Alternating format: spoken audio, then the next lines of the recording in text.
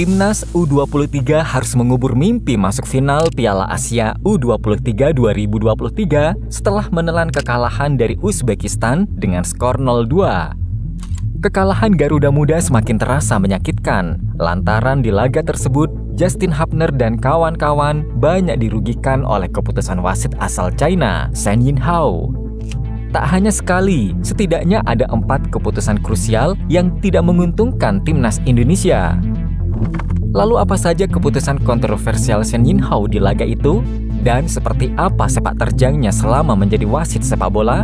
Berikut 7 kontroversi, kiprah, dan sejarah buruk Shen Yinhao saat bersua Indonesia. Namun sebelum ke videonya, mari klik subscribe-nya dan nyalakan notifikasinya. Tendangan bebas yang dibatalkan. Pada menit ke-27, Witan Sulaiman yang melakukan akselerasi di sisi kanan pertahanan Timnas Uzbekistan terjatuh usai mendapat tackle dari pemain Uzbekistan bernomor punggung 4, Kusanov, tepat di dekat garis kotak 16. Saat itu wasit Shen Yinhao awalnya hendak memberi hadiah tendangan bebas kepada Indonesia. Namun beberapa saat kemudian, Shen kembali mengecek VAR karena pelanggaran berpotensi berada di dalam kotak penalti alias memberikan penalti kepada Indonesia. Namun setelah melakukan pengecekan, Shen justru tidak jadi memberi hadiah penalti. Bahkan tendangan bebas sebelumnya juga dibatalkan. Keputusan wasit Shen oleh sebagian pecinta bola Indonesia dinilai keliru karena tackle pemain Uzbekistan tersebut terlihat terlebih banyak mengenai kaki Witan daripada mengenai bola. Apalagi kejadian tersebut juga terjadi di dalam kotak penalti yang harusnya Indonesia bisa mendapat hadiah penalti dari wasit Shen Yinhao.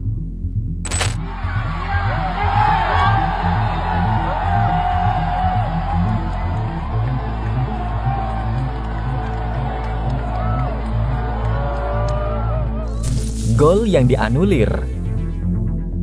Memanfaatkan umpan silang Pratama Arhan di sisi penyerangan, pada menit ke-61 Muhammad Ferrari berhasil menjebol gawang Uzbekistan lewat sepakan keras di depan mulut gawang usai menerima operan dari Ramadan Sananta. Namun gol tersebut dianulir wasit setelah kaki kanan Ramadan Sananta berada di posisi offset saat Pratama Arhan melepaskan umpan. Meskipun demikian, keputusan tersebut juga mendapat kecaman dari sebagian netizen Indonesia. Mereka menilai saat bola dikirim Arhan, bola terlebih dahulu ditepis kiper Uzbekistan, baru jatuh membentur badan Ferrari yang kemudian menuju ke arah Sananta, yang menurut peraturan harusnya posisi Sananta yang dikatakan offset sebelumnya menjadi tidak berlaku dan gol Ferrari menjadi sah. Selain itu, mereka juga menyebut wasit VAR asal Thailand, Sivakonpudom, juga menampilkan angle kamera yang kurang pas saat momen offset tersebut. Apalagi dalam tayangan VAR juga tidak ada garis lurus offset yang bisa memperjelas apakah Sananta benar-benar offset atau tidak. Kartu merah Rizky Ridho. Di menit ke-63, Kapten Timnas Rizky Ridho mendapat kartu merah setelah aksi menghalau bolanya yang secara tidak terduga kakinya mengenai bagian vital Jasurbek Jalolidinov. Wasit Shen Yinhao beralasan Rizky Ridho tidak cepat menarik kakinya setelah menendang, namun malah meluruskan kakinya hingga mengenai bagian vital Jasurbek Jalolidinov. Walaupun jika dilihat, aksi Rizky Ridho itu tidak terlalu brutal dengan kontak yang tidak terlalu keras. Namun Jalolidinov terkesan bereaksi berlebihan hingga memicu kartu merah dari wasit Shen Yinhao. Padahal jika melihat dari kejadian, kartu kuning jauh lebih masuk akal diberikan kepada Witan. Bahkan seorang pengamat sepak bola asal Australia bernama Paul Williams dalam akun X-nya menyebut keputusan tersebut adalah keputusan wasit terburuk yang pernah dilihat. Menghentikan laga saat Indonesia menyerang. Di babak kedua, Shen Yinhao lagi-lagi berulah dengan menghentikan laga saat Timnas Indonesia U23 sedang melancarkan serangan. Kala itu ia beralasan laga harus berhenti karena ada satu pemain Uzbekistan yang mengerang kesakitan. Keputusan tersebut terasa aneh karena beberapa menit sebelumnya Pratama Arhan yang sempat mengalami hal yang sama, namun para pemain Uzbekistan malah tetap dibiarkan menyerang pertahanan Indonesia. Keputusan itu pun membuat Sintayong marah bukan main. Bahkan seusai laga, Sintayong di akun Instagram @fifagol pada Selasa 30 April 2024 menyebut wasit asal negeri tirai bambu itu harusnya dipecat dari dunia sepak bola.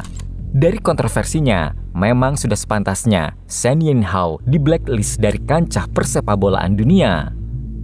Kemarahan pemain usai dicurangi.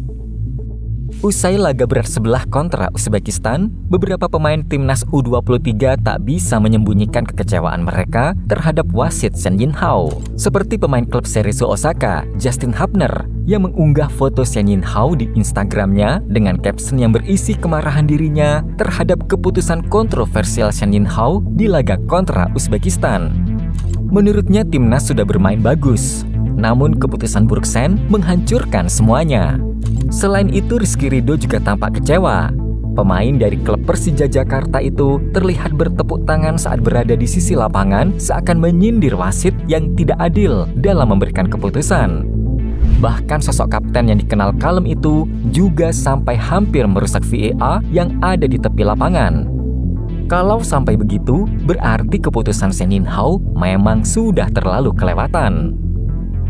Lisensi dan karir kepelatihan. Shen Yinhao mengawali karir profesionalnya sebagai wasit sepak bola sejak 2013.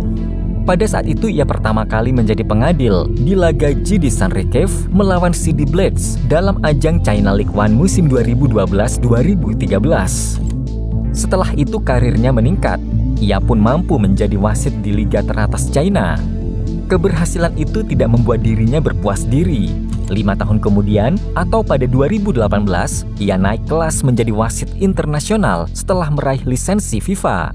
Di mana laga internasional pertamanya adalah laga China U23 vs Suriah U23. Di pertandingan itu, ia mengeluarkan 2 kartu kuning untuk pemain kedua tim. Setelah itu, ia termasuk wasit yang ringan mengeluarkan kartu. Tercatat sepanjang karirnya, ia sudah memimpin 141 pertandingan dengan mengeluarkan 493 kartu kuning, dengan 10 diantaranya berujung menjadi kartu merah serta 11 kartu merah langsung. Sejarah buruk dengan timnas Indonesia. Sebelum laga melawan Uzbekistan, Indonesia juga pernah dirugikan oleh Shen Yinhao saat laga fase grup melawan tuan rumah Kamboja di ajang SEA Games 2023. Saat itu Shen menjatuhkan hukuman penalti kepada timnas U22 Indonesia karena Muhammad Ferrari dianggap melanggar pemain Kamboja. Namun dalam tayangan ulang, pelanggaran tersebut berada di luar kotak penalti. Karena saat itu tidak ada VAR, penalti tersebut tetap disahkan. Untungnya Lim Pisot selaku eksekutor gagal menciptakan gol ke gawang Adi Satrio. Bagi Muhammad Ferrari, wasit Shen Yinhao seolah menjadi mimpi buruk baginya. 2 kali ia dirugikan oleh kepemimpinan Shen Yinhao. Dari kasus Shen Yinhao menunjukkan ada atau tidaknya VAR tidak secara otomatis membuat pertandingan menjadi adil. Semua balik lagi dengan kinerja dan kejujuran wasit utama dalam memberikan keputusan di lapangan. Terlepas dari itu semua, seharusnya AFC bisa memberikan peringatan keras atau bahkan hukuman kepada wasit atau perangkat lain jika terbukti melakukan kecurangan. Kira-kira bagaimana menurut kalian guys? Jangan lupa tulis di kolom komentar, and see you next video. Bye-bye.